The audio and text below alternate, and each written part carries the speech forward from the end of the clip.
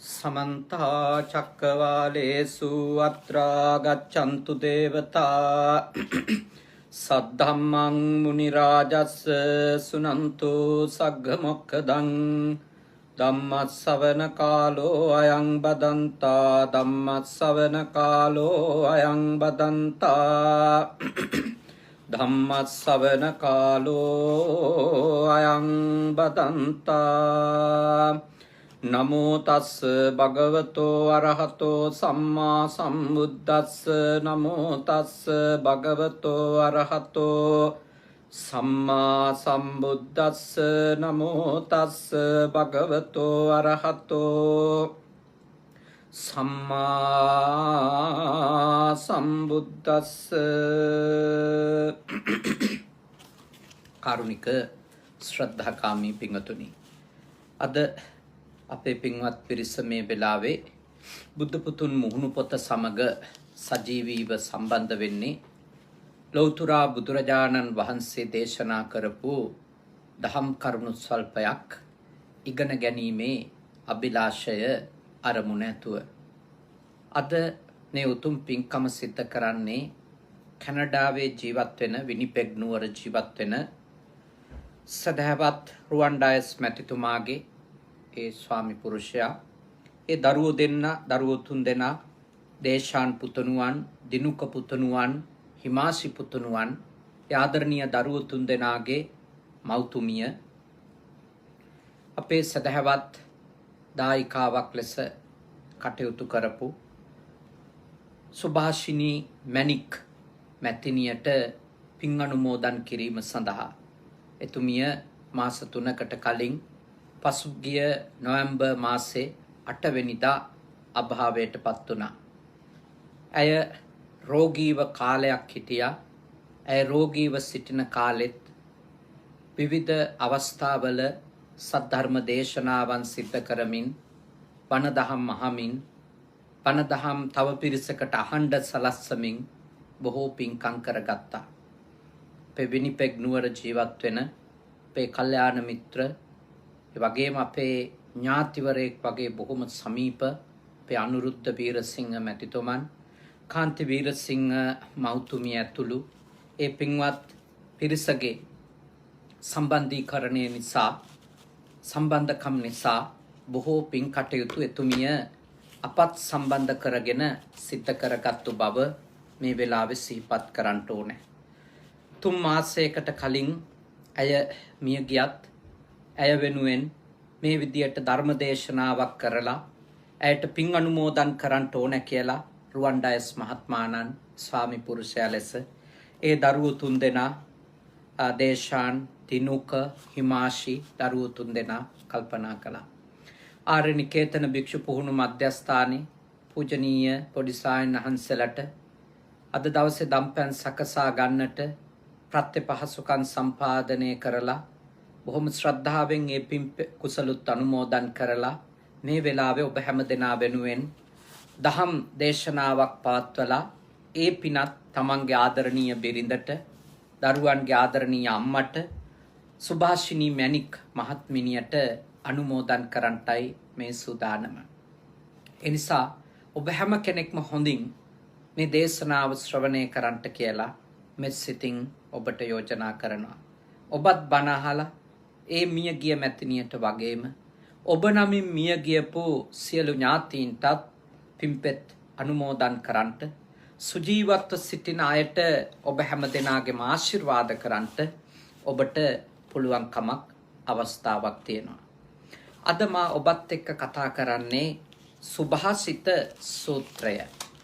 භාග්‍යවත් බුදුරජාණන් වහන්සේ සුත්ත නිපාතයේ මහා වග්ගයේ දේශනා කරපු ඊටාම වටින උතුම් සද්ධර්ම දේශනාවක් ධර්මානුකූල උතුම් පැහැදිලි කිරීමක් මේ දේශනාව තුළ තිබෙනවා. අන්තර්ගතයේ තුළ භාග්‍යවතුන් වහන්සේ මේ විදියට දේශනා කරනවා. ඉමේහි භික්කවේ ඉමේහි කෝ භික්කවේ චතුහි අංගේහි සමන්නාගතා වාචා සුභාසිතා හෝති න දුබ්භාසිතා අනවජ්ජාච අනනුවජ්ජාච විඤ්ඤූ නන්ති ඉදම වෝච භගවා ඉදං වත්වා සුගතෝ අතා පරං ඒතද වෝච සත්තා. භාග්‍යවතුන් වහන්සේ මේ විදියට දේශනා කරනවා මහණෙනි, මේ මහණ සුභාසිතයම කියයි, දුර්භාසිත නොකියයි, ධර්මයම කියයි, අධර්මය නොකියයි, ප්‍රිය තෙපුල්ම කියයි, අප්‍රිය වචන නොකියයි, සත්‍යක්ම කියයි, අලික නොකියයි. අලික කියලා කිව්වේ බොරු. මහණෙනි, මේ කරුණු හතරින් සමන්වාගත වාක් සුභාසිත වෙයි, දුර්භාසිත නොවේයි, අනවද්‍ය වෙයි. විඤ්ඤාණ කියලා කියන්නේ නුවණැත්තන් විසින් නොගැහැරිය යුතුය. ඒ කියන්නේ ගර්හා කරන්නේ නැහැ. භාග්‍යවතුන් වහන්සේ මේ විදියට දේශනා කළා. එතකොට බුදුහාමුදුරුවන්ගේ ශාසනයේ මේ සම්මා වාචා නැත්තම් සුභාසිතාච යා වාචා කියන උතුම් අංගය කෙරෙහි ප්‍රධාන අවධානයක් යොමු කරනවා. නිවැරදිව කතා කිරීම. සුභාසිතයක් සංනිවේදනය කිරීම. යහපත් දෙයක් කියන එක. භාග්‍යවතුන් වහන්සේගේ ශාසනය හරියට අගය කරනවා. අද ඔබත් එක්ක මම ඒ අසුරු කරගෙන සාකච්ඡා කරන්නේ අපි අනිකට කතා කරන දේ සහ කතා කරන විදිය කොච්චර වැදගත් වෙනවද කියන කාරණේ. මොකද ලෞතුරු බුදුරජාණන් වහන්සේ නමක් මේ වගේ මඟ පෙන්වීමක් අපට සිද්ධ කරන්නෙම වචන එච්චර බලවත් නිසා. අපේ හොඳට හෝ අපේ නරකට කට ලොකු බලපෑමක් කරනවා. අර කියමනකුත් තියෙන්නේ හොඳට නරකට දෙකට කටමය කියලා. හොඳටයි නරකටයි දෙකටම කට හේතු වෙනවා. නිතර අපිට ලැබෙන පොඩි කාලේ උපදේශක් කට පරිස්සම් කරගනින් කියලානේ. කට පරිස්සම් කරගනින් කියලා පැරණි අත්තම්මලා සියලා අපිට කියනවා. ඊළඟට භාග්‍යවතුන් වහන්සේගේ ධර්මය අහලා ඉගෙනගත්තු මිනිස්සු තමන්ගේ ජීවිතේදී තමන්ට තේරෙන විදියට මේ අර්ථය එක තැන්වල යොදවනවා. මාළුවා නැහින්නෙත් කටින්දා තමයි කියලාත් කියමනක් ඇති වෙලා තියෙනවා. එතකොට මේ කට කොච්චර බලගත්ු දෙයක්ද, බලගත්ු ඉන්ද්‍රියක්ද, මේ කටෙන් පිටවෙන ශබ්ද, මේ වචන කොච්චර බලගත්ුද, කෙනෙක් මානසිකව විනාශ කරලා දාන්න, ලෞකිකව භෞතිකව විනාශ කරලා දාන්න වගේම කෙනෙකුගේ වචන, මේ කටින් පිට වෙන වචන කොච්චර උපකාරවත් වෙනවද කෙනෙකුගේ ජීවිතය සුවපත් කරන්න, සනසන්න, යහපත් කරන්න, නියුණු තත්වයකට කෙනෙකුගේ මේ ජීවිතය පත් කරන්න මේ වචන කොච්චරනම් උපකාරවත් වෙනවද. ඒකයි භාග්‍යවතුන් වහන්සේ අපට දේශනා කරන්නේ ධර්මයම කියන්නේ සුභාසිතයක් නම් වචනේ පරිසමාප්තාර්ථයෙන්ම සුභාසිත කියලා කියන්නේ ධර්මයට. වචනේ පරිසමාප්තාර්ථයෙන්ම භික්ෂුවකගේ සුභාසිතය කියන්නේ කොහොමද? ධර්මය. හාමුදුරු කෙනෙක් සුභාසිත ප්‍රකාශ කරනවා නම් උන්වහන්සේ ප්‍රකාශ කරන්න ඕන ධර්මය. භාග්‍යවතුන් වහන්සේ වදාළ දේ. භාග්‍යවතුන් වහන්සේ වදාළ දේ. හාමුදුරු කෙනෙක්ගේ මුවින් දුර්භාෂිතයක් දේශනා කෙරුණොත් එයින් අර්ථවත් වෙන්නේ මොකක්ද? අධර්මය දේශනා වුණා කියන එකයි. එතකොට හාමුදුරු කෙනෙකු සුභාසිත ගුණය තමන්ගේ වචනයට අදාළව සුභාසිතය දියුණු කරනවා නම් ඒසායන්හන්සේ ධර්මය කියලා දිය යුතුයි. අධර්මය කෙනෙකුට දේශනා නොකළ යුතුයි. ධර්මය කියලා දිය යුතුයි නේ. ඊළඟට භාග්‍යවතුන් වහන්සේ දේශනා කරනවා ප්‍රිය වචනම කියන්නේය අප්‍රිය වචන නොකියන්නේය. ප්‍රිය වචනයක් විතරයි කියන්න ඕන. අප්‍රිය වචන කියන්නේ නැති කෙනෙක් බවට පත් වෙන්න ඕන. එතකොටයි මේ පැවිද්දා සුභාසිතයක් දේශනා කරපු කෙනෙක් වෙන්නේ. අප්‍රිය වචන කියන්නේ නැති ප්‍රිය වචන කියන කෙනෙක් වුණා. ඊළඟට භාග්‍යවතුන් වහන්සේ දේශනා කරනවා සත්‍යම කියන්නේය අලික කියලා කියන්නේ බොරු නොකියන්නේය. ඇත්ත කියන්න ඕන බොරු කියන්නේ නැතුව ඉන්න ඕන. ඔන්න ඔය අංග ටික තියෙනකොට තමයි හාමුදුරුවන් වහන්සේ නමකගේ වචන සුභාසිත වෙන්නේ. එතකොට ඒක හාමුදුරුවන්ගේ වගකීම. තමන් sannivedanaya කරනවා නම් ඒදි sannivedanaya කරන්න ඕන උන්වහන්සේ පැවිද්දෙක් විදියට ධර්මය කියන එක. ඒ ධර්මය කිව්වම එතනදී ප්‍රධානයි උතුම් චතුරාර්ය සත්‍ය ධර්මය. දුක ගැන ඇත්ත හාමුදුරු කෙනෙක් කියලා දෙන්න ඕන. හාමුදුරු කෙනෙක් මිනිස්සෙකුට දුක ගැන කියලා දෙනවා නම් දුක ගැන දේශනා කරනවා නම් දේශනා කරන්න ඕන ජාතිපි දුක්ඛං ඉපදීම දුකයි කියලා. ජරාපි දුක්ඛං වයසට යෑම දුක බව. ව්‍යාධිපි දුක්ඛං ලෙඩවීම දුක බව. මරණම්පි දුක්ඛං මරණය දුක බව. අප්‍රියෙහි සම්පයෝගෝ දුක්ඛෝ අප්‍රියයන් එක්ක එකතු වීම දුක බව. ප්‍රියෙහි විප්පයෝගෝ දුක්ඛෝ ප්‍රියයන්ගෙන් වෙන් වෙන එක දුක බව. යම් කිච්ඡන් නලබති තම්පි දුක්ඛං යමක් කැමතිද ඒක නොලැබෙනවා නම් ඒක දුක බව. සංකිට්ඨේන පංච උපාදානස්කන්ධා දුක්ඛා සංක්ෂිප්තව සමස්තයක් විදියට කෙටියෙන්ම දේශනා කළොත් පැවිද්දේ දුක කියලා දේශනා කරන්න ඕන පංච උපාදානස්කන්ධය. අන්න එතකොට දුක ගැන ඇත්ත කිව්වා වෙනවා. දුක පිළිබඳව සද්ධර්මයේ දේශනා කළා වෙනවා. හාමුදුරන් වහන්සේ කෙනෙකුට సంతానගත දුක පිළිබඳව කතා කරනකොට సంతానගත සමාජගත දුක වෙනම සාකච්ඡා කරන්න පුළුවන්. හැබැයි බුදුවරු මූලිකව අවධානය යොමු කරන්නේ සමාජගත දුක කෙරෙහිට වඩා సంతానගත දුකින් නිදහසයි. බාහිර සමාජීය දුක්ඛ දෝමනස්යන් නිමා කරගන්නටත් බුදුදහමේ උපදෙස් තියෙනවා. හැබැයි බුදුදහමේ මූලිකම අර්ථය වන්නේ ආධ්‍යාත්මික දුකින් නිදහස් වීම. එතකොට ආධ්‍යාත්මික දුක විග්‍රහ කරලා දෙන එක සද්ධර්මයේ කියන ඇත්ත කියන බොරු කියන්නේ නැති හාමුදුරු කෙනෙකුගේ වගකීමක් බව භාග්‍යවතුන් වහන්සේ දේශනා කරනවා.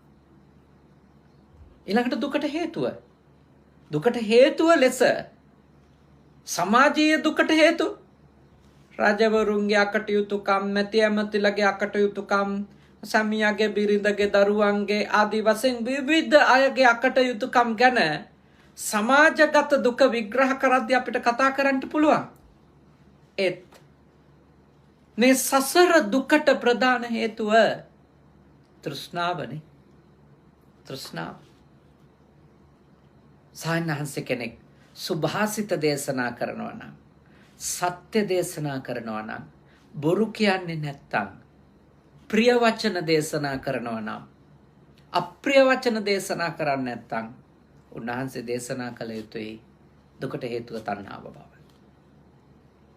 දුකට හේතුව තණ්හාව බව. ඒක නීරස වෙන්න පුළුවන් කෙනෙකුට. කෙනෙකුට නීරස වෙන්න පුළුවන්. ඒ ඇත්ත අහන එක හරි නීරසයි. කෙනෙකුට කෙලින්ම කියලා දුන්නොත් ඔයා විඳවන්නේ ඔයාගේ තියෙන තණ්හාව හින්දා, ඔයාගේ තියෙන අපේක්ෂා හින්දා, ඔයා අනිත් එක්කෙනාගෙන් බලාපොරොත්තු වෙනවා මේවා. එයා හින්දා නෙමෙයි ඔයා විඳවන්නේ. එයාගෙන් ඔයා බලාපොරොත්තු වෙන හින්දා කියන එක කියලා දෙනකොට එක පළමුවෙන් කෙනෙකුට හරි අමිහිරි දෙයක් වෙන්න පුළුවන්. මොකද ගොඩාක් අය එන්නේ එහෙම ඒවා හන්ට නෙමෙයිනේ හාමුදුරු කෙනෙක් ගාවට. ඇත්ත හන්ට නෙමෙයි එන්නේ. ගොඩාක් වෙලාවට එන්නේ තමන් හිතන් ඉන්න අදහස් සාධාරණීකරණය කරගන්න හාමුදුරුවන්ගෙනුත් සහයක් ලබා ගන්න තමයි ගොඩක් එන්නේ. එතකොට හාමුදුරුවෝ හමු වෙන්න එන කෙනා හිතාගෙන එනවා මම දුක් විඳින්නේ මේ ළමයි ටික හින්දා, එයාලගේ තියෙන වැඩ හින්දා හාමුදුරුවන්ට කියලා මේගොල්ලොන්ට හොඳ අවවාදයක් දෙවන්න ඕනේ. මං කියන විදියට මේ වහගෙන කියාගෙන ඉන්න කියලා, මට කීකරු වෙන්න කියලා. එහෙම බලාපොරොත්තුවෙන් ආපු කෙනෙකුට හාමුදුරු කෙනෙක් මඟ පෙන්නනවා. උපාසිකාව නැත්නම් උපාසකතුමා ඔබතුමා ගොඩාක් දුක් විඳින බව පේනවා. හැබැයි ඔබතුමා දුක් විඳින්නේ මේ ළමයින්ට ඔබතුමාගේ හිතේ අධික බැඳීමක් තියෙනවා. ඔබතුමා ඔබතුමිය දැඩි ලෙස මේ ළමයින්ගෙන් දේවල් අපේක්ෂා කරනවා, බලාපොරොත්තු වෙනවා. ඉතින් ඒවා පොඩ්ඩක් හරි වෙන්නේ නැතිකොට ඔබතුමා විඳවනවා, දුකටපත් වෙනවා, කලකිරෙනවා.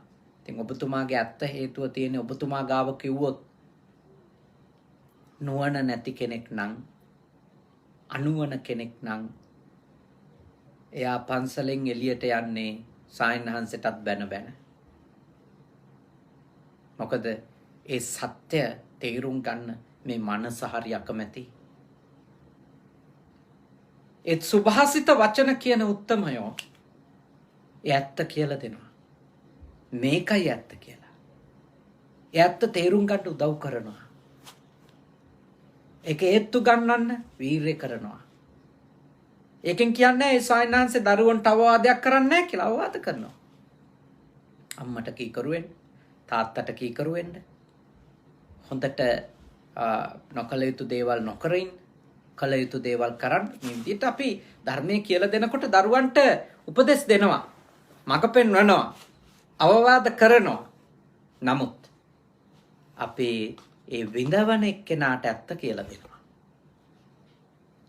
ඒ ඇත්ත තමයි එයා බලාපොරොත්තු වෙන තාක්කල් එයාගේ ගාව විඳවිලා තියෙනවා.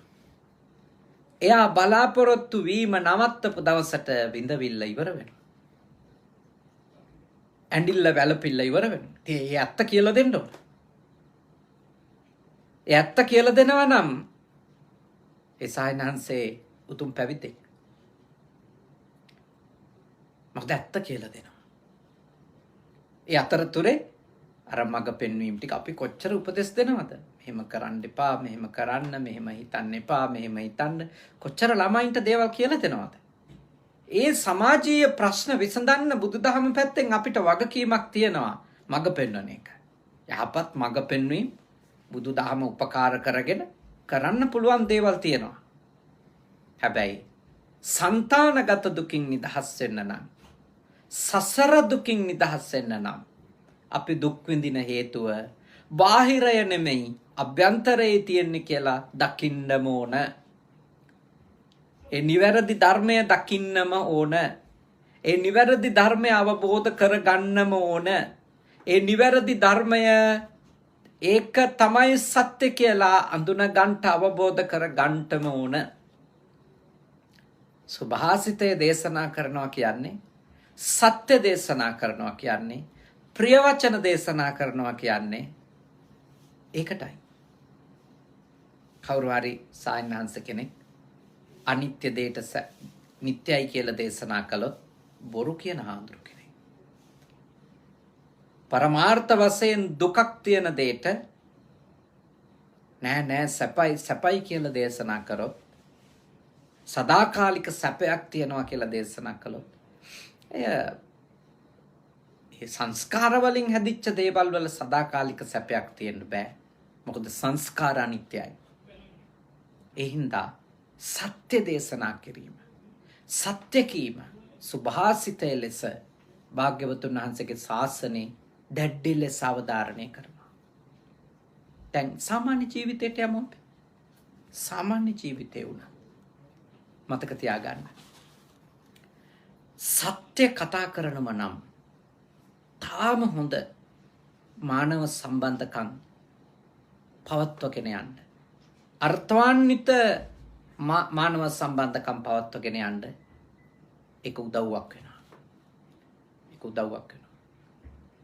බොරු කියන අපිව රවට්ටන්න දේවල් නිර්මාණය කරලා කියන අයෙකු සමග අවුරුදු 100ක් ගෙවන ජීවිතයට වඩා ඇත්ත කියලා දෙන, සත්‍ය කියලා දෙන, තමන්ව රවට්ටන්න නැති, වංචා කරන්නේ නැති, තමන්ට කපටිකම් කරන්නේ නැති මිනිසෙක් සමග ගෙවන දවස් 10ක ජීවිතය වටින ජීවිතයක්, උතුම් ජීවිතයක්.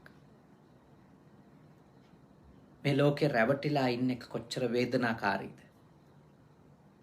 රැවටිලා ඉන්න එක නෙමෙයි වේදනාකාරී, රැවටිලා හිටියා කියලා දැනගත්තම්නේ. රැවටිලා ඉන්න වෙලාවේදී අපි හරි උද්දාමෙන් ඉන්නේ, හරි මහා ආස්වාදයකින් ඉන්නේ රැවටිලා ඉන්න වෙලාවේ. හැබැයි එක වෙලාවක් එනවා ඒ කඩතුරාව අයින් වෙනවා. එක වෙලාවක් එනවා. කොයි සම්බන්ධකමෙන්?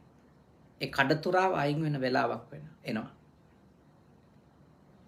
ඒ රැවටිල්ලෙන් එළියට එන වෙලාවක් තියෙනවා. ඒ බොරු ඔක්කොම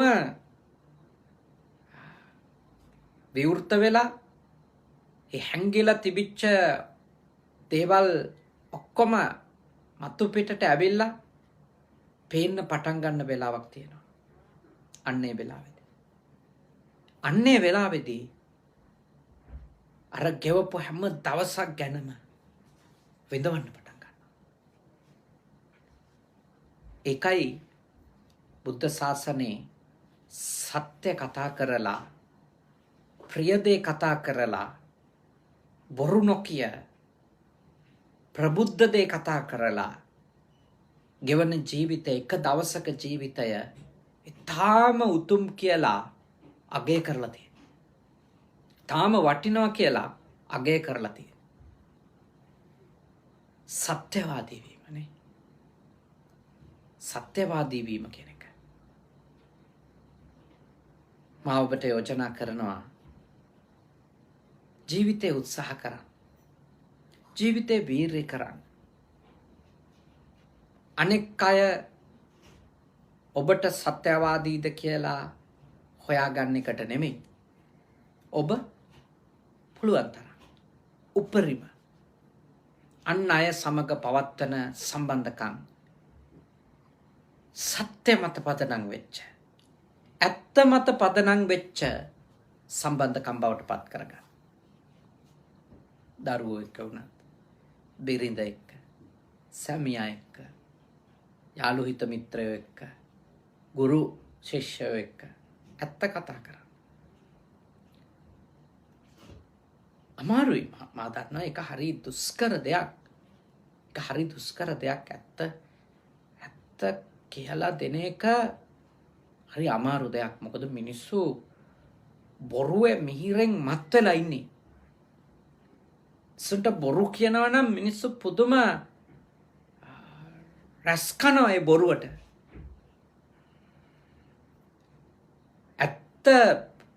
ඇත්ත වෛවර්ණ නැහැ. ඇත්ත පාට නැහැ. ඒ හින්දා ඇත්තට තියෙන ආකර්ෂණය මනුෂ්‍යගේ සිතේ ගොඩක් අඩුයි.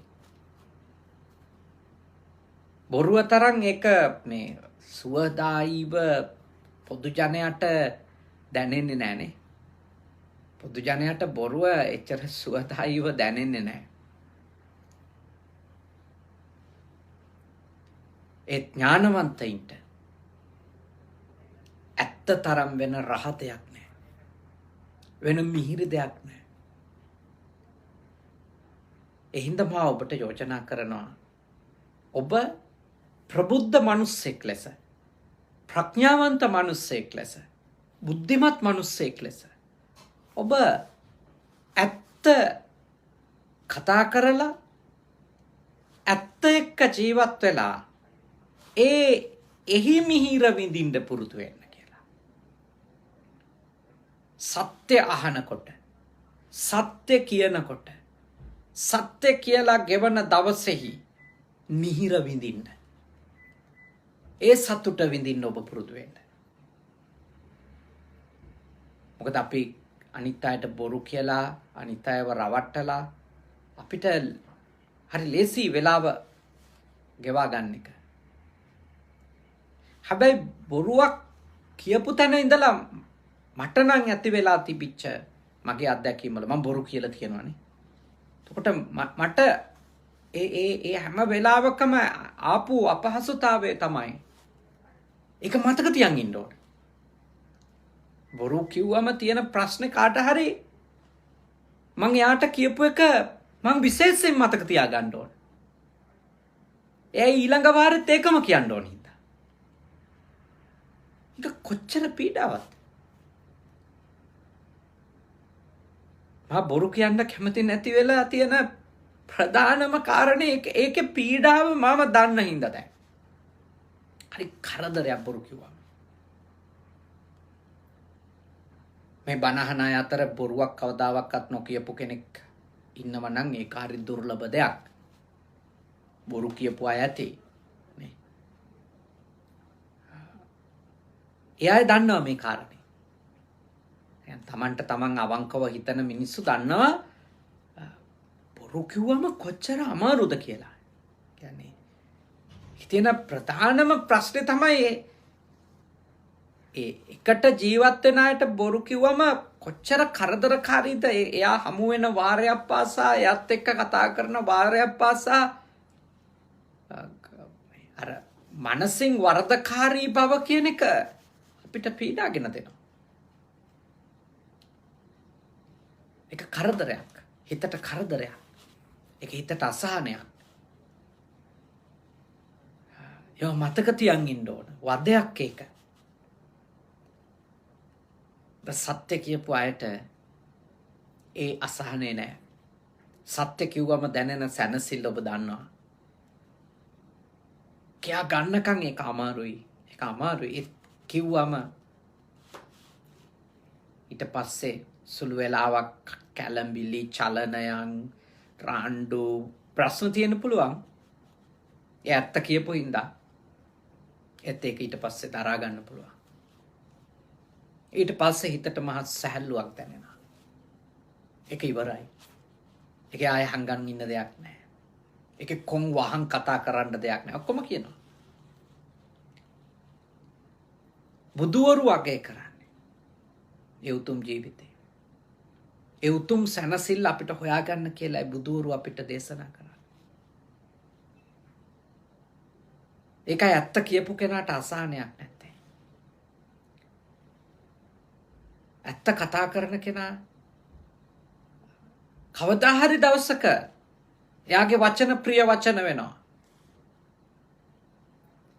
දැන් කෙනෙකුට තැනකට ආසාවෙන් මුසපත් වෙලා ඉන්න වෙලාවක කෙනෙකුට එහි ඇත්ත කියලා දුන්නොත් එයාගේ ඒ වෙලාවේ හිත රිදෙන්න පුළුවන්. ඒකනේ ඔය සමහර අය බුදුහාමුදුරන්ට වෛර කරේනේ. මාගන්දියා වගේ අය බුදුහාමුදුරන්ට වෛර කළේ ඇත්ත කියලා දෙන හින්දා. මොකද්ද මේ කයෙහි තියෙන නිස්සාරුභාවය ගැන භාග්‍යවතුන් වහන්සේ ඇත්ත කියලා දුන්නා. එතකොට ඒ අය හිතුවා මේ තමන්ට කරන අපහාසයක්, තමන්ගේ ශරීරයේ ලස්සනට කරන අවමානයක්, ඒ සුන්දරත්වයට කරන නිගාවක් කියලා තමයි ගත්තේ. ඒ මොකද හැමෝටම මේ ඒ ඇත්ත මිහිරි වෙන්නේ නැහැ. ඒක අවබෝධ නොවන තාක්කල්. හැබැයි කේමා, මගේ මතක විදියට කේමා කියන කාන්තාවට භාග්‍යවතුන් වහන්සේ උඩාන්සගේ විශේෂ දේවල් පෙන්වා දීමේ හැකියාවෙන් පෙන්වලා දුන්න කියනවනේ. අර කාන්තාවක්නේ, කාන්තාවක් ලස්සනට බොහොම ලස්සන කාන්තාවක් පවන් සලමින් ඉන්නවා. පසුව එයා වයසට ගිහිල්ලා පියවරෙන් පියවර දි รา පත් වෙලා අදන් වැටෙන හැටි ඒක දකින්න සැලැස්සුවා කියලා භාග්‍යවතුන් වහන්සේගේ ධර්මය අපි පුංචි කාලේ ඉගෙන ගන්නකොට අපිට උගන්වපු බණ කතාවල එකක්. එතකොට අර ද්වේෂය එන්නේ නැහැ. ඒක දැක්කම ඒක දකින්න අවශ්‍ය කරන නුවණ ආපු ගමන් අරකට තරහ යන්නේ. තරහ යන්නේ තමන් මුසපත් වෙලා ඉන්න කාරණයට පටහැනි දෙයක් කියනවා කියන හැඟීමේදී විතරයි. ඒත් කාගෙත් ගාවට ඇත්ත එන දවසක් තියෙනවානේ. සත්‍ය කාගෙත් ඉස්සරහට එන වෙලාවක් තියෙනවා. එදාට ඒ කලින් අහලා තිබිච්ච සත්‍ය කොච්චර මිහිරිද කියලා තේරෙනවා. හොඳ උදාහරණයක් කිව්වොත් දැන් ඔබ බලන්න අපේ රටේ සුනාමි වෙලාවේ විශාල මනුෂ්‍ය ප්‍රමාණයක් මැරුණා. තමන් දුක් මහන්සි වෙලා හම්බ කරපු දේපල, කේදොර, යාන වාහන, විශාල ව්‍යාපාර එක විනාඩි කිහිපයක් ඇතුළත මුදුබත් වුණා. හැබැයි විශේෂත්වය තමයි ඒ හැම මිනිසෙක්ම ඒ කියන්නේ ජීවත් වෙච්ච මිනිස්සු තාම සුළු කාලයක් ඇතුළත ඒගොල්ලෝ යථා තත්ත්වයට ආවා. යථා තත්ත්වයට ආව කියන්නේ ඒගොල්ලෝ ලොකු ගෙවල් හැදුනා කියන එක නෙමෙයි. අර ප්‍රිය දේවල් අහිමි වීමෙන් සමහර රටවල් වලදී අපි දකිනවා ප්‍රිය අය ඔය වගේ තත්වයන්ෙදී අහිමි වීමෙන් ප්‍රිය දේවල් නැතිවීමෙන් පස්සේ උමතු වෙන මිනිස්සුන්ගේ ප්‍රමාණය, පිස්සු හැදෙන මිනිස්සුන්ගේ ප්‍රමාණය, මානසිකව පීඩා විඳින මිනිස්සුන්ගේ ප්‍රමාණය විශාලයි. මානසික රෝගීන් බවට පත් වෙන. හැබැයි අපේ රටේ මිනිස්සු අහලා හරි ඇහිලා හරි මිනිස්සුන්ට මන්තරයක් වගේ ඔළුවට ගිහින් තියෙනවා ජීවිතය අනිත්‍යයි කියන එක. කිසිම දෙයක් සදාකාලික නෑ කියන එක.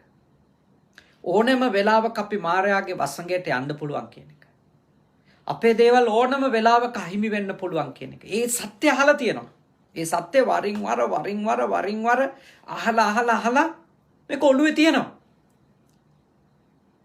අර මහා විපතක් වෙන වෙලාවට අපි දන්නේම නැතුව අපිට දරා ගැනීමේ ශක්තිය අර අහලා තියෙන සත්‍ය නිසා අවබෝධ වෙලා තියෙන තාම හිමින් සියුම්ව අවබෝධ වෙලා තිබෙන ඒ කාරණා නිසා අපි දන්නේම නැතුව ලොකු හයියක් එනවා අපිට දේවල් දරා ගන්න. ඒ අත්දැකීම බොහෝ මිනිස්සු අත්විඳා සුනාමිය වගේ මහ ඛේදවාචකවලදී නායයන් වලින් තමන්ගේ පවුලේ සියලු දෙනා නැති වෙද්දී ජීවත් වෙන එකම එක්කෙනාට දරාගෙන ඉන්න හයිය ආධ්‍යාත්මිකව ආවේ සත්‍ය එක සැරයක් හරි අහලා තිබිච්ච නිසා. ඒ සත්‍ය පොඩ්ඩක් හරි වැටහිලා තිබිච්ච නිසා.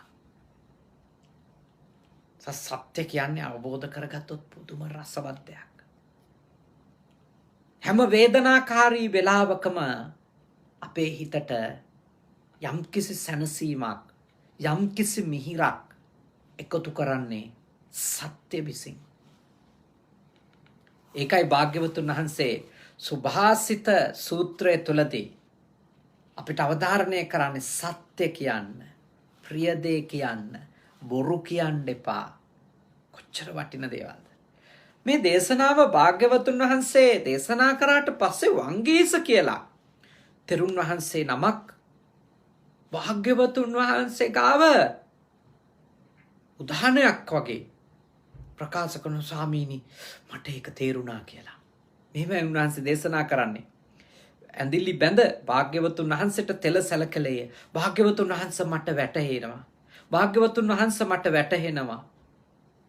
මට මේක තේරෙනවා ස්වාමීනි කියලා වංගීස් කියන තෙරුන් වහන්සේ සඳහන් කරනවා. එතකොට භාග්‍යවතුන් වහන්සේ සඳහන් කරන වංගීස ඒක නුඹට වැටහෙනවා. උන්වහන්සේ අනුමත කරනවා. ඔව් නුඹට ඒක වැටහෙනවා. මොකද ඒ වංගීස තෙරුන් තමන්ට ඒ දේ වැටහුණා කියලා භාග්‍යවතුන් වහන්සේ ගාව වදාළ දේ භාග්‍යවතුන් වහන්සේ දුටුවා. ඒ භික්ෂු පිරිස අතර හිටපු ඒ තෙරුන්ට මේ කාරණාව ඉතාම හොඳින් අවබෝධ වුණා කියලා මේ සත්‍ය. මේ සුභාසිත සූත්‍රයේ වදාළ අන්තර්ගතය. උන්වහන්සේ ගාථා කීපයක් කියනවා භාග්‍යවතුන් වහන්සේ ගාව. මේ විදියට තමන්ට අවබෝධ වෙච්ච විදිය උන්වහන්සේ කියනවා. යම් බසකින් තමා නොතවන්නේ නම් මෙරමාත් නොපෙලෙන්නේ නම් ඒ බස්ම කියන්නේය ඒ කාන්තයෙන් ඒ වචනම සුභාසිත වේ. අන්න අර භාග්‍යවතුන් වහන්සේ සංක්ෂිප්තව දේශනා කරපු අර ධර්ම කරුණු කීපය වංගීස තෙරුන් වහන්සේ තේරුම් අරගෙන කියනවා ස්වාමීනි ඔබ වහන්සේ දේශනා කළේ යම් කිසි වචනයකින් තමන් පෙලන්නෙත් නැත්තම් අනිකාව පෙලන්නෙත් නැත්තම් තමුන් දැවෙන්නේ තැවෙන්නෙත් නැත්තම් අනුන් දවන්නේ තවන්නෙත් නැත්තම් ඒ වචන නේද සුභාසිත වචන කියලා. බලන්න කොච්චර හොඳ අවබෝධයකට උන්වහන්සේපත් වෙලා තියෙන්නේ. අර භාග්‍යවතුන් වහන්සේ සංකල්ප කීපයක් දේශනා කළා. ඒක අවබෝධ කරගත්ත උන්වහන්සේගේ ශිෂ්‍ය පුත්‍රයන් වහන්සේ කියනවා එහෙනම් ස්වාමීනි සුභාසිත වචනයක් කියන්නේ අනිත් එක්කෙනත් තවන්නේ නැති තමනුත් තවන්නේ නැති තමන්ටත් පීඩාවක් එන්නේ නැති අනුන්ටත් පීඩාවක් එන්නේ නැති වචනයක් නේද? උන්වහන්සේගේ පළවෙනි ගාථාවේ අර්ථය ඒක. ඔබ තේරුම් ගන්න. වංගීස තෙරුන් භාග්‍යවතුන් වහන්සේ ගාව සිද්ධ කරන්නේ ප්‍රකාශනෙන් අපිට පණිවුඩයක් තියෙනවා. සුභාසිතයක් නම් තමන්ව තැවෙන්නේ දැවෙන්නේ පෙලෙන්නේ නැති වෙන්නත් ඕන. තමන්ගේ ඒ වචන හින්දා අනිත් එක්කෙනා තැවෙන්නේ දැවෙන්නේ පෙලෙන්නේ නැති කෙනෙක් බවට පත් වෙන්නත් ඕන. ඔබ කතා කරන්නේ එහෙම වචනද? ඔබ අනිත් අයට sannivedanaya කරන්නේ එවැනි වචනද? තමන් දැවි දැවි තැවි තැවි පීඩා විඳ විඳ අනිත් අය සනසන වචන සුභාසිත වචන කියන්නේ නෑ ධර්මේ. ධර්මයේ සුභාසිතයක් නම් තමන් දැවෙන්නෙත් නැති වෙන්න ඕනේ වචනේ නිසා තමන් තැවෙන්නේ නැති වෙන්න ඕන. තමන් පීඩා විඳින්නේ නැති වෙන්න ඕන. අනිත් එක්කෙනා දැවෙන්නේ තැවෙන්නේ විඳවන්නේ නැති වෙන්න ඕන. ඒ වචන තමයි සුභාසිත. ඒ වචන තමයි සුභාසිත. ඒ වචන කතා කරමු. එතකොට තමන්ගේ සුවය අතෑරලා අනිත් අය සුවපත් කරන්න කතා පවත්වන එක සුභාසිත නෙමෙයි. සමහරු කියන්නේ මේමනේ මං ඒ ටික කිව්වේ නෑ ඔයාගේ හිත රිදෙයි කියලා. මං ඇතුලේ තියන් ඒ වුණාට ඔයාට මේව කිව්වා. ඒක බුද්ධ ආගම නෙමෙයි. තමන් විදෝ අනිත් එක්කෙනාව සුවපත් කරන එක බුදුදහම නෙමෙයි. ඊළඟට වෙන්නේ මොකක්ද? තමන් විදෝ අනිත් අය සුවපත් කරන්න කතා පවත්වන්න ගිහිල්ලා ප්‍රකාශන කරන්න ගිහිල්ලා අන්තිමට උද්ගත වෙන දේ තමයි අර කියපුවා බොරු කියලා එලිදරව් වෙච්ච වෙලාවට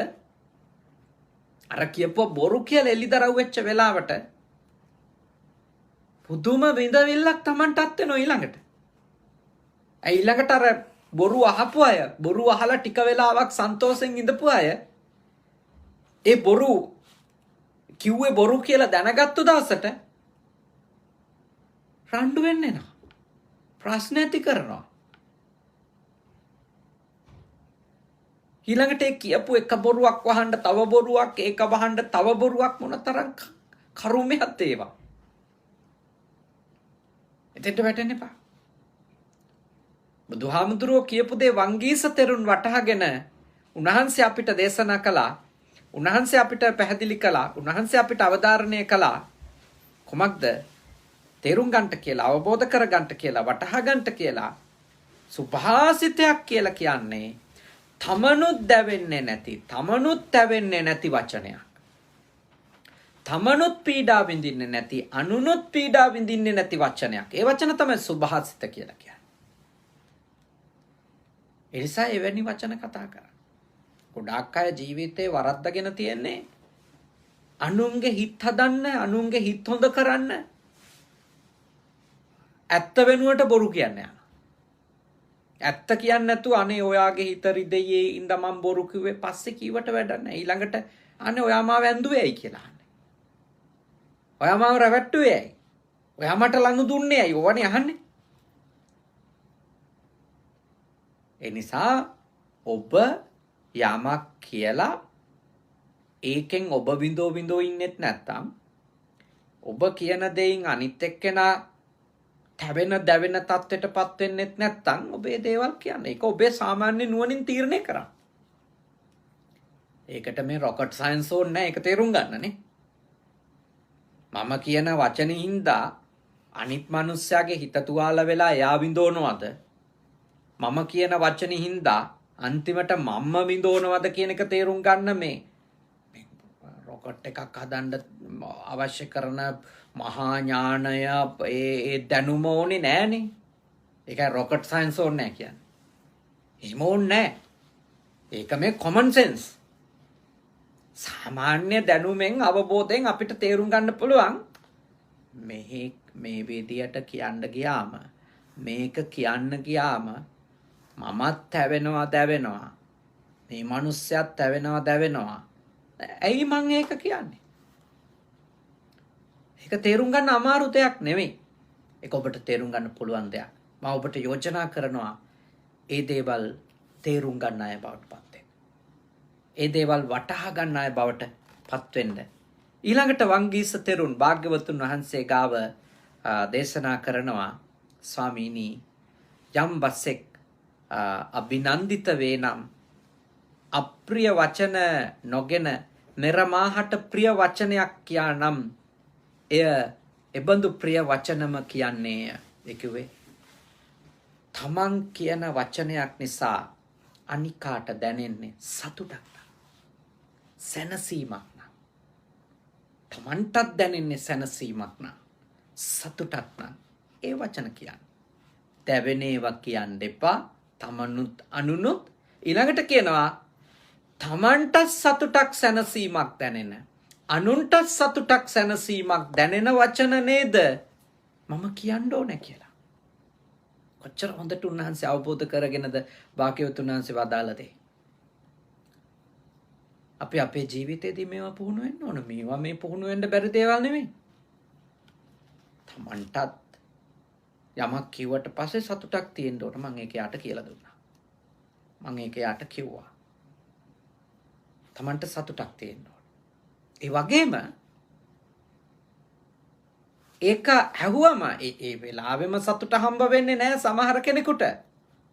හැබැයි පස්සේ හරි අපි කියපු දේ හින්දා එයාට සතුටක් දැනෙන වෙලාවල් තියෙනවා. දැන් අපිටත් ඒ වගේ අත්දැකීම් තියෙනවනේ. අපිට සමහර ඇත්තවල් අපේ අම්මලා තාත්තලා කියනකොට අම්මලා තාත්තලා පෙන්වන්න බෑනේ. හැබැයි අවුරුදු 10ක් 15ක් ගිහිල්ලා හිතෙනවා හරිනේ අම්මා කියපු එක. තාත්තා කියපු එක ඇහුවනම් මෙහෙම වෙන්නේ නෑනේ. මේ ඔක්කොම උනේ අම්මා කියපු එක ඇහුවේ නැති හින්දා නේ වෙලාවේ. මේව නැද්ද ජීවිතේ? තියෙනවා. මටත් තියෙනවා ඔබටත් තියෙනවානේ. මගේ ලොකු හාමුදුරුවෝ ඒ කාලේ කියපු සමහර දේවල් ගැන මට හිතුනේ මේ කරුමක්කාර හාමුදුරු කෙනෙක් වද දෙන්න එනවා ඔළුව කණ්ඩ එනවා. එහෙම හිතලා තියෙනවා. හැබැයි අද ඒ වචන මම ගුරුවරයෙක් නේ දැන්. මට ශිෂ්‍යයෝ ඉන්නවානේ. මට දැන් දැනෙනවා කොච්චර ඇත්තද කොච්චර ඒ වචන මම මතක් කර කර මිහිර විඳිනවා ඒවයි. කොච්චර ඇත්තද ඒ කියලා දුන්නේ කියලා. මොන තරම් උන්වහන්සේට ඒ වචන කියන්න අත්දැකීම් උදව් වෙන්නේ නැද්ද උන්වහන්සේගේ ජීවිතේ කියලා. මේ අනිකාට සතුට දැනෙන වචනේ කියනකොට ඒකෙදි ඔබ පටල ගන්න බෑ. ඒ වෙලාවේ යාව හැපි කරන්න කතා කරන එක නෙමෙයි. ඒවට කියන්නේ මූණිච්චාවට බටර් ගන්නවා කියන්නේ ඒවටනේ. මූණිච්චාවට කියනවා කියන්නේ ඒවට.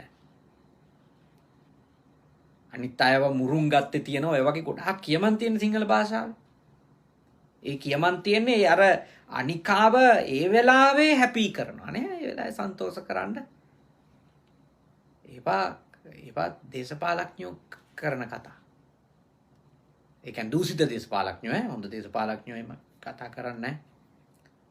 නෙල්සන් මැන්ඩෙලා වගේ කෙනෙක් එයාගේ නෝනානේ අවුරුදු ගාණක් එයා හිරේ ඉඳිද්දි බලන් ඉඳපු නෝනව එයාගේ ප්‍රතිපත්තියට පටහැනි දෙයක් කරන්න බෑ කියලා එයාට වෙන් වෙන්න අවස්ථාව දුන්නානේ. මොකද නෝනා කැමති උනේ නෑ වර්ග ભેදවාදය ඉවර කරන කතා පවත්වනවට මේ නෙල්සන් මැන්ඩෙලා හැබැයි තමන්ගේ ආදරණීය බිරිඳ තමන්ට අවුරුදු ගාණක් ආදරය කරමින් තමන් හිරේ ඉඳිද්දි සම්පූර්ණයෙන්ම තමන්ව ගලව ගන්න ඒ සටන් කරපු ඒ කාන්තාවගේ අදහසටවත් තමන්ගේ ප්‍රතිපත්තිය තමන් හිටියා සත්‍ය යහපත් මතයක. මොකක්ද ඒ සත්‍ය යහපත් මතය? මම කවුරුවත් ભેද කරවන්න, මම යුද්ධ ඇති කරවන්න, මම කුලල් කා ගන්න තත්ත්වයටපත් කරන්න, මම මගේ වචන පාවිච්චි කරන්නේ නැහැ කියලා ප්‍රතිපත්තියක් එතුමට තිබුණා. එතුමා ඒ විශ්වාස කරපු දේ වෙනුවෙන් එතුමාගේ සියල්ල නැති වෙද්දිත් පෙනී හිටියා. අද ලෝකේ එතුමට මේ වෙලාවෙත් මම ලෞකික මිනිස්සෙක් විදිහට එයා ආදර්ශයට ගන්නයයි උපමාවට ගන්නයයි. එයා රහතන් වහන්සේ කෙනෙක් නෙමෙයි. ඒ හොඳ ගතියනේ. ඒ හොඳ ඒවා ඒ වෙලාවේ හරි අමිහිරිනේ. ඒ වෙලාවේ හරි අමිහිරිනේ. මැන්ඩෙලා එක්ක සටනේ ඉඳපු සටන් සගයෝ කොච්චර තරහ වෙන්නේ නැද්ද? එහෙනම් සමහර ඇත්තවල් කියනකොට ළඟ ඉන්න බොහෝ දෙනෙක් ඒ වෙලාවෙදි තරහ වෙනවා. හැබැයි පස්සේ ආදරේ කරනවා.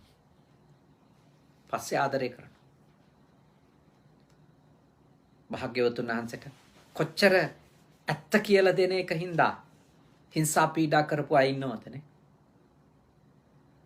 ජීසස්ට ඇත්ත කියපු හින්දා කොච්චර හිංසා පීඩාවද. හැබැයි ඒ හිංසා පීඩා කරපු හැම කෙනාටම පස්සේ වඳිනවනේ. පස්සේ ඒගොල්ලෝ කියපු ඇත්ත කියලා පිළිගන්න තත්ත්වයට එනවා. මොකද ඇත්ත ඒ වගේ මිහිරි දෙයක්. සමහර ඇත්තවල් ඒ වෙලාවෙම අහද්දිම මිහිර ලැබෙනවා. සමහර ඇත්තවල් අහන වෙලාවේ අමිහිරි, හැබැයි තේරෙනකොට මිහිරි. එනිසා අහන වෙලාවේ අහන මිනිහට ඒකෙන් අමිහිරි බවක් දැනෙනවා කියන එක මත ඇත්ත කියලා දීම නවත්තන්න එපා. ඔබ දන්නවා මේ ඇත්ත මෙයා තේරුම් ගත්තොත් එයාට කවදා හෝ දවසක මිහිරක්මයි ජීවිතේට කියලා. ඒ නිසා ඇත්ත කියලා දෙන්න. ළමයෙකුට හරි ඇත්ත කියලා දෙන්න. ඇත්ත කියන්න. ඇත්ත තේරුම් අරගන්න එක අමාරු නාට තේරුම් ගත්තම පුදුම සැනසෙල්ලක්. ඇත්ත දැනගෙන දේවල් කරනකොට ඒක පුදුම සැනසෙල්ලක්. ඒ වෙලාවේ අමාරුයි. එහින්දා මේ වංගීස තෙරුන් වහන්සේ භාග්‍යවතුන් වහන්සේ වදාළ දේ හරියටම තේරුම් ගනිමින් උන්වහන්සේ බුදුරජාණන් වහන්සේගේ ගාව මේ සිද්ධ කරන උතුමෝ පැහැදිලි කිරීම අපිට හොඳ මඟ පෙන්වීම රැසක් කරනවා. අවසාන වශයෙන් උන්වහන්සේ මෙහෙම දේශනා කරනවා. උන්වහන්සේ සඳහන් කරනවා ඒකාන්තයෙන්ම සත්‍ය නම් අමූර්ත සදෘස වචන යන තෙල පෞරාණික ධර්මය සත්‍යේ හා අර්ථයෙහි හා ධර්මයේ පිහිටි සත්පුරුෂයෝ කිය. ඒ කියන්නේ අර පැරණි කියමනක් තමයි සත්‍ය තරම් වෙන රසයක් ලෝවේ කොයින්දා කියන එකනේ. ඒක සත්‍ය. ඒක අමූර්තය කියලා පැරණි බුද්ධිමත් මිනිස්සු කිව්වා. අමූර්තය. සත්‍ය අමූර්තය කියලා හැඳින්වුවා. ඒ මොකද ඒක එච්චරට මිහිරි ඒක තේරෙනකොට. නිකන් හිතන්න සමහර දේවල් තියෙනවා ජීවිතේ අපේ රැවටිලා තේරුම් ගන්න නැතුව ඉඳලා කාලයක් ගිහිල්ලා තේරෙනවා. අන්නේ තේරෙනකොට දැනෙන සැනසෙල්ල ලොකු දෙයක් දැන් හරි තේරුණානේ කියලා. ඒ තමයි ඒ අමෘතයට උපමා කළේ ඒකයි. ඒ දැනෙන්නේ තමන් කළුවරෙන් එළියට ආවා කියලා හිතනකොට දැනෙන ඒ සතුට. තමන් අඳුරේ ඉඳපු කාලේ ඉවරයි කියලා දැනෙනකොට තියෙන සතුට. ඒකයි වංගීස තෙරුන් වහන්සේ මේ විදියට පැහැදිලි කරන්නේ. අන්තිමටම ඒකාන්ත සත්‍ය නම් වචන අතරේ උතුම්ම වචනේ නම් ක්ලේශ පරිනිර්වාණයට උදව් කරන සංසාර දුක්ඛයෙන් නිදහස් වෙන්න උදව් කරන තථාගතයන් වහන්සේගේ ධර්මයමයි කියලා වංගීස තෙරුන් තමන්ගේ උදානය නිමා කරනවා. ඒක කොච්චරනම් ඇත්තද නේ? දැන් මේ සියල්ල බලන් ඉදිද්දී අපිට සියලු අත්දැකීම් ලැබෙද්දී අන්තිමටම අපිට හිතෙන්නේ මොකක්ද? බුදුහාමුදුරුවෝ තමයි ඇත්තම කියලා දීලා තියෙන්නේ. අපි රැවටිලා ඉඳලා තියෙන්නේ අන් කිසිවක් නිසා නෙමෙයි. බුදුහාමුදුරුවෝ දේශනා කරපු ඇත්තට පිටින් වෙන ඇත්තවල් තියනවා කියලා හිතාගෙන අපි ගියපු ගමනේ. අපි විඳවලා තියෙන්නේ ඒකයි. මොකද අපි හදාගත්තු සුරංගනා ලෝකවල මනස්කාතවල අපි ජීවත් වෙලා. එතකොට ඒකෙන් එළියට එන්න සිද්ධ වෙච්ච දවසේදී අපිට තේරෙනවා මේක කලින්ම බුදුහාමුදුරුවෝ කියලා දුන්නානේ. ඒ අවබෝධය ඒ දුකින් අපව නිදහස් කරන සත්‍ය වචනය තමයි මේ ලෝකේ උතුම්ම වචන. කනකට ඇහෙනවා නම් මිහිරිම වචන ඒ වචනයි කියලා වංගීස තෙරුන් භාග්‍යවතුන් වහන්සේ හමුවේ දේශනා කරනවා. එනිසා සාමාන්‍ය සත්‍යයේ ඉඳලා පරම සත්‍ය දක්වාම අපි සත්‍යයට අපේ ජීවිතේ ප්‍රමුඛ ස්ථානය දෙන්න ඕන. ඒක තමයි මේ දේශනාවේ මූලික හරය බවට අදපත් වෙන්නේ. සුභාසිත සූත්‍රය ඉගෙන ගත්තේ. සුත්ත නිපාතේ, කුද්දක නිකායේ සුත්ත නිපාතේ තියෙන වටින සූත්‍ර දේශනාවක්. ඒ මූලාශ්‍රය කියන්නේ ඔබට නැවත අරගෙන කියවන්න පුළුවන්. සුත්ත නිපාතේ, කුද්දක නිකායේ සුත්ත නිපාතේ සුභාසිත සූත්‍රය භාග්‍යවතුන් වහන්සේගේ ශ්‍රී මුඛ දේශනාවක් ලෙස පිළිගන්න. ඉතින් අද දවසේ මේ උතුම් ධර්මානුශාසනාව සිද්ධ කළේ විශේෂයෙන්ම මීට 3 මාසයකට කලින් නොවැම්බර් මාසේ 8 වෙනිදා අභාවයට පත්වෙච්ච අපෙත් දායිකාවක් ලෙස කටයුතු කරපු විශේෂයෙන්ම අපේ අනුරුද්ධ පීරසිංහ මහත්මයාගේ කාන්ති මෞතුමියගේ පවුලේ සමීපතම මිතුරියක් ලෙස ඉඳපු කැනඩාවේ විනිපෙග් නුවර ජීවත් වුණු අපි කියපු අවස්ථාවලත් අපිට දම්පැන් පූජා කරන්නට සම්බන්ධ වුණු සදහැවත් දායිකාවක්. එතුමිය රෝගීව හිටිය කාලයක්. රෝගීව ඉඳිද්දිත් අපි සද්ධර්ම දේශනා ඇය දායක වෙලා සිද්ධ කළා. සමහර දේශනා අය ගොඩක් බෙහෙත් බීලා ඒ පීඩාවන් මැද වුණත් ඇය ආයාසෙන් ඒ දේශනා අහන් ඉඳපු බව අපි දන්නවා. ධර්මය අවබෝධ කරගන්න, පින් කරගන්න ඇය ඇගේ ජීවිතේ වීරිය කළා. කුසල් කරගන්නට, තමන්ගේ ඊළඟ භවයේ සුවපත් වෙන විදියට තමන්ගේ අවසාන කාලය ගෙවන්නට ඇය අවබෝධයෙන් කටයුතු කළා. මැරෙන බව දැනගෙන කටයුතු කළා. ඉතින් ඒ නෝනා මහත්මිනියට දරුවෝ 3 දෙනෙක් ඉන්නවා. දේශාන් පුතණුවන්, දිනුක පුතණුවන් සහ හිමාශි දුව. ඒ දරුවෝ 3 දෙනාගේ ආදරණීය අම්මට විශේෂයෙන්ම රුවන් ඩයස් මහත්මයාගේ ආදරණීය බිරිඳට පින් අනුමෝදන් කරලා තමයි මේ උතුම් පින්කම අද සිද්ධ කළේ. ඒ දරුවෝ 3 දෙනාට මා මෙහිදී මෙත් සිතින් සීකරනවා. දැන් මව් නැති වුණත් මව්ට පින්පෙත් අනුමෝදන් කරන මේ වගේ කටයුතු කරන ගමන් ඔබ තිදෙනාම ආදරණීය තාත්තට කීකරුව එයත් එක්ක සාකච්ඡා කරලා ජීවිතේ ඉදිරිය ගොඩනගාගෙන අම්මට ගෞරව කරමින් තාත්තව ආරක්ෂා කර ගනිමින් කටයුතු කරන දරුවෝ බවට පත් වෙයි කියලා මම විශ්වාස කරනවා. හොඳ දැනුගත් දරුවෝ බවට පත් වෙලා ජීවිතේ හොඳට බණ ධර්මයක් දැනගෙන කුසලයක් අකුසලයක් දැනගෙන අම්මා නැති වුණා කියලා ජීවිතය වෙන පාරවල් වල ගෙනියන්නේ නැතුව අම්මටත් ගෞරවයක් ලැබෙන විදියට තාත්තටත් සැනසීමක් ලැබෙන විදියට කටයුතු කරයි කියලා මා ඒ දරුවන්ගෙන් අපේක්ෂා කරනවා. ඒ දරුවන්ට මෙත් සිතින් යෝජනා කරනවා.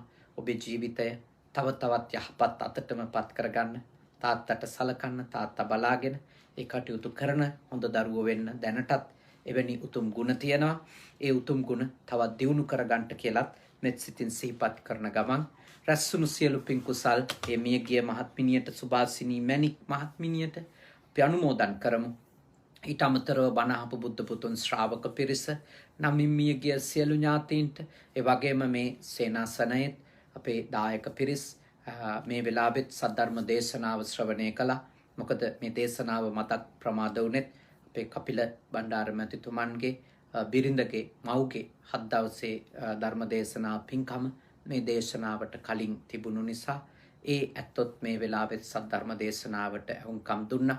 ඔබ අප නමින් මිය ගිය සියලු ඒ ඥාති හිත මිත්‍රාදීන්ටත් මේ පින් අත් වේවා, සුවපත් වේවා, සැපවත් වේවා, දුකින් මිදේවා. සියලු ඥාති හිත මිත්‍රාදීන් නිවන් දකිත්වා. සාදු සාදු සාදු. ඒ වගේම දෙවිවරු පින් අත් කර ගනිත්වා.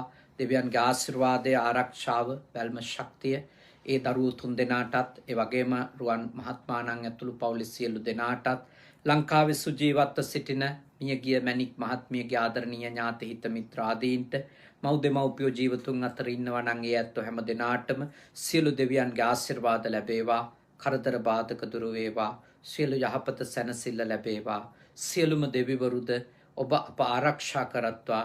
විශේෂයෙන්ම මේ සේනාසනාධිපති, එවැගේම පුජ සුගත සේනාසනය, කංසාය සුගත භාවනා මධ්‍යස්ථානය කියන මේ සේනාසනත්‍රයේම ආධිපත්‍ය හොබවන අපේ සහෝදර හුරුළුනික වැවිසු ධම්ම ස්වාමීන්ද්‍රයාණන් වහන්සේ මේ දිනවල ලංකාවට වැඩම කරලා වැඩ වාසය කරන්නේ.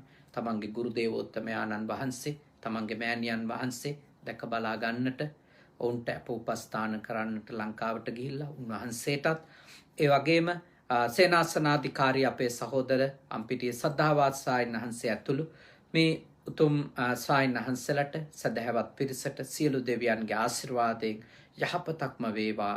දෙවියෝද මේ පින්බෙලෙන් නිවන් දකිත්වා. සාදු සාදු සාදු. අවසාන වශයෙන් මිය පරලෝකීය සුභාසිනී මැණික් මහත්මියට, සුභාසිනී මැණික් මහත්මිනියට, ඒ වගේම මියගිය සෙසු ඥාතීන්ට, දෙවියන්ට, ඔබ අප හැම දෙනාටම මේ උතුම් පින්කමේ බලයෙන් උතුම් අමා මහ නිවනම අවබෝධ වේවා. සාදු සාදු සාදු. ආකාසට්ටා ච බුම්මට්ටා දේවා නාග මහිත්‍තිකා පුඤ්ඤන්තං අනුමෝදිත්වා චිරන් රැක්කන්තු ශාසනං. ආකාසට්ටා ච බුම්මට්ටා දේවා නාග මහිත්‍තිකා පුඤ්ඤන්තං අනුමෝදිත්වා චිරන් රැක්කන්තු දේශනං. ආකාසට්ටා ච බුම්මට්ටා දේවා නාග මහිත්‍තිකා පුඤ්ඤන්තං අනුමෝදිත්වා චිරං රක්කන්තු මම් පරන්ති තී. ඔබ හැම දිනාටම තුනුරුවන් සරණ ප්‍රාර්ථනා කරමින් විශේෂයෙන් මතක් කර සිටිනවා ෆුජි සුගත සේනාසනයෙහි සිදු කෙරෙන වාර්ෂික ලේ දන් දීමේ රුධිර දානමය උතුම් පුණ්‍ය කර්මය හෙට උදෑසන, හෙට ඉරිදා උදෑසන 9 ඉඳලා සවස් 3:00 විතර වෙනකන් පැවැත්වෙනවා. ඒ ෆුජිනොමියා ඒ ප්‍රධාන රෝහලේ ඉල්ලීම ඇතුව සුදම ස්වාමීන් වහන්සේ මුල් වෙලා වාර්ෂික වේ උතුම් පින්කම සිද්ධ කරනවා. මේ කනගවා පළාතේ, ඒ වගේම සිසෝකා පළාතේ, ටෝකියෝ ආදී ආසන්න දිස්ත්‍රික්කවල ඉන්න අයට, සයිතමා, ගුම්මා ආදී පළාත්වල ඉන්න අයටත් අවස්ථාව තියෙනවා ඔබගේ රුධිරය දම් දෙන්න. තව කොතනක හෝ ජීවිතය රැකගන්නට වීරිය කරන, බලාපොරොත්තු වෙන කෙනෙකුගේ ජීවිතය පවත්වාගෙන යාම වෙනුවෙන් ඒ උතුම් වූ දාන උපපාරමිතාව පුරන්නට හෙට උදෑසන 9 ඉඳලා හවස 3:00ට පෙර ෆුජි සුගත සේනාසනයට, ෆුජි නොමියා වල තමයි ෆුජි සුගත සෙනසුන තියෙන්නේ, සිසෝකා දිස්ත්‍රික්කේ. පැමිණෙන්ට කියලා මෙත් සිතින් යෝජනා කරනවා. ඔබ හැමට නිදුක් බව, නිරෝගී බව, සුවපත් බව ලැබේවා. සාදු සාදු සාදු.